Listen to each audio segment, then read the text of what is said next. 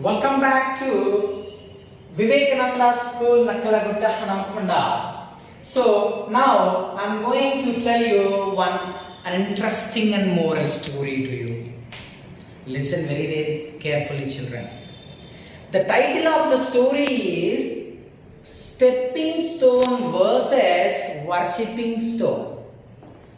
Do you know the stone, all of you? Do you know? Stone, a marble. You understand? A stone. Right. So, stepping stone and worshipping stone. Naturally, where do we find stones? At the culvert or on the road, some pebbles, small stones, and huge stones like mountains. Right? So, once there was a conversation between stepping stone and worshipping stone. Worshipping stone means you may not understand. See, for example, in the temples of Hindus, a stone, I think you believe it as God, right? Sorry. A god or goddess is made up of what? Stone, right? Fine. Then why the stone in the temple is worshipped by the worshippers, devotees and the people? But there is a stone on the road and in the mountain somewhere, but they do not worship. What is the reason? How is it possible? Hey, you may be questioning how both are stones, but he is worshipped by the people, but that stone is not worshipped by the people. What is the reason? The same doubt as you got, the stepping stone got the doubt.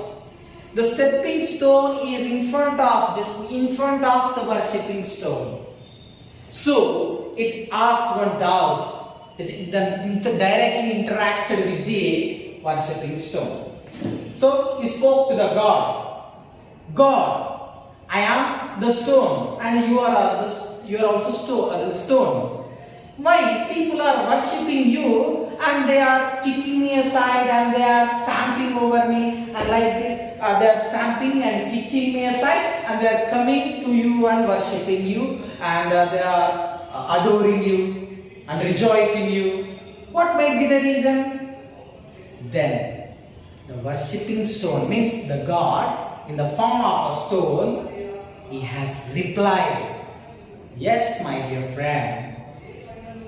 When the sculptor, the one who shapes the stones, you know how he shapes the stones? He takes a nail and takes a hammer and he beats with the force. The stone has to bear the pain. Why he has to bear the pain? The stone has to bear the pain. You have to think that the sculptor is going to give the shape to you. A very good, famous shape where the people can worship you. In the beginning, the worshipping stone didn't know that. So, all the pain it bore, the worshipping stone bore. It was saying, I bore the pain. Yes, I bore the pain. When the sculptor was going on hammering me, I bore the pain. At last he has given me this shape. But all the people worship me as a god now. They don't believe me that I am a stone. They believe me now as a god or goddess. But you, indeed, when the sculptor has taken you to hammer, you did not cooperate with the sculptor. When he was hammering you, you did not cooperate, you did not have patience. You were going on scolding the sculptor. That's why the sculptor thought that this stone is useless, cannot be mended. So he had put you aside and he had thrown you aside and he had taken me and he had given me a very proper shape of God or goddess and the people are worshipping me. So, children, do you understand what is the moral of the story? This story indicates about your life and your teachers. Really, children. When students are trying to learn, when they come to school to learn something, when teachers are explaining or teaching or molding the students, what do you think, children? You think that teacher is punishing me, the teacher is scolding me, teacher is harsh at me. Sometimes you feel, right? You should not feel.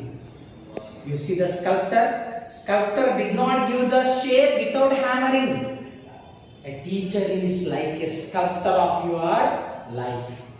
A teacher will give you a proper shape to your life, proper image to you, where you can be praised by the people, where you can be praised by the parents. You'll get very good name and fame if you have got the very good shape and structure. The shape and structure doesn't mean body, a proper future to you. So, teachers are going to give you a very good, proper structure for your life. Please obey your teachers. Please obey your parents. Please listen to the teachers. Please do not disobey the parents as well as your teachers. This is the moral of the story. As the worshipping stone is worshipped by the people, one day definitely when you respect the teacher, when you listen to the teacher, when you listen the footprints, when you follow footprints of the teacher, what teacher told you to be, to educate yourself, to develop yourself, to enlarge your brain. When you remember all these things which were told by your teacher, definitely you too will become like worshipping stone and you will be worshipped by all. You may not be worshipped, but you'll become very famous person in the world. Whereas great people are being praised by the people. Okay? Are you interested? Please listen. Listen to your teachers. Listen to your teachers. Listen very carefully. When they punish, don't think that they are punishing you. It is for your sake, children. The stone which was thrown aside by the sculptor, the stone also thought the way. He was punishing me, he was hammering me. But he did not get the shape. So did you understand, children? You have to become like worshipping stone, not like a stepping stone. Our life, our future should not be thrown aside. We should not become useless in future. We should become useful and the most wanted for the entire world. That is only possible because of our teachers.